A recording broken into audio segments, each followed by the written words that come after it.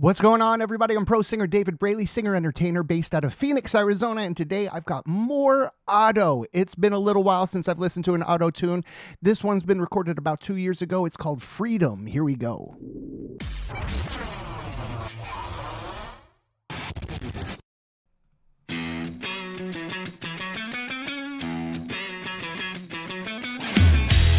Oh, I dig that guitar riff.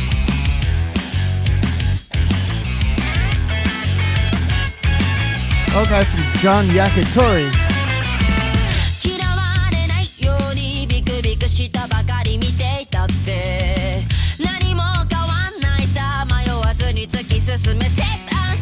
Great melody line. I like that. That little rat-ta-ta-ta-ta-ta-ta-ba-ba. I like that. It works really well with the background, with the guitar riff.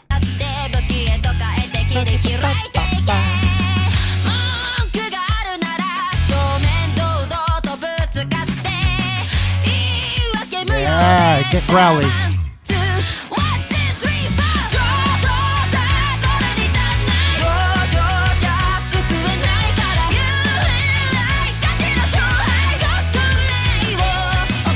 Yeah.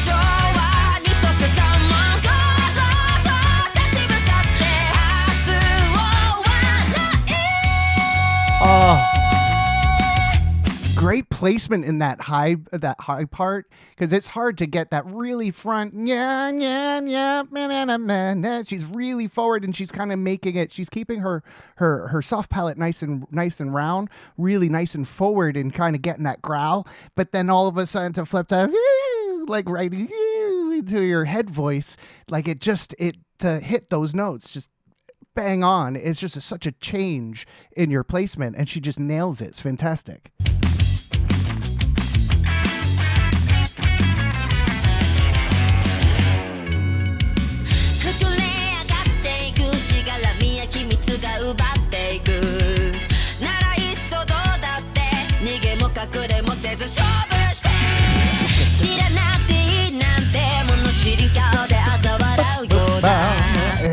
Her diction's really good with this. Her phrasing's really good with this, and her dynamics are really nice. She's really eating at those words. It's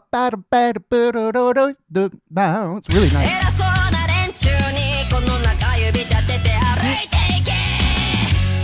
That's really catchy. Great guitar.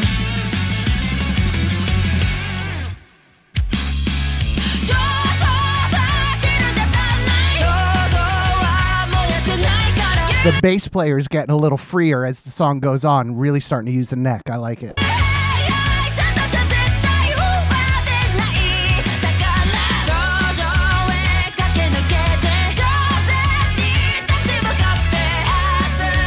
Yeah, that bass player.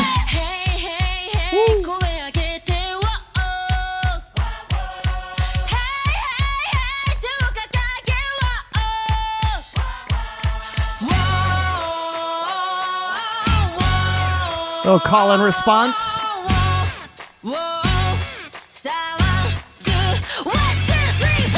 Yeah. Key change. Beautiful. I love those key changes. Just really comes in really solid. What a great way to do the breakdown, mess with, kind of drag out that beat, and then really just give it to him right back into common time, right into the regular timing, and then a key change. Like really smart stuff.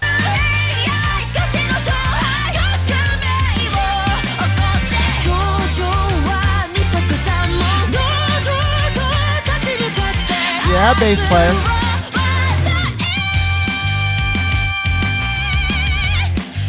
Yes.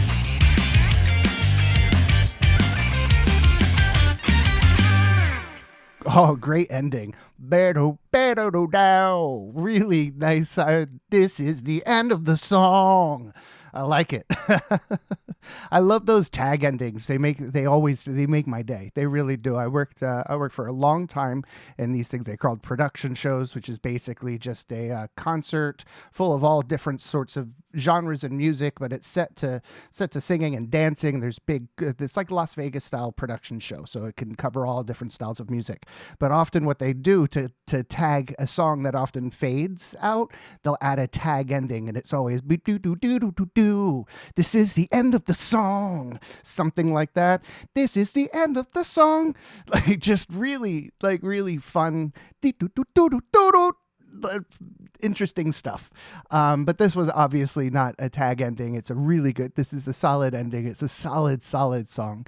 I love the guitar parts in it. Again, I could tell throughout the entire song the bass player was really kind of strict in the beginning, but then as the song went on, he just leveled up and got more interesting and added new layers to each verse that came his way.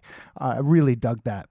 Of course, Otto's voice, Otto's placement, Otto's her phrasing, both musical and lyrical, just really solid stuff. Her placement is great. Like I said, I love it when she's up in her in her kind of like high pitched area where she's really forward and she's trying to vocal fry it, but then flips right into her head voice and it just bang nails right onto that note, and she just floats it out, and it doesn't sound forced, it doesn't sound airy, it's a beautiful, nice sustained pitch, and it just always it's always just nice to hear.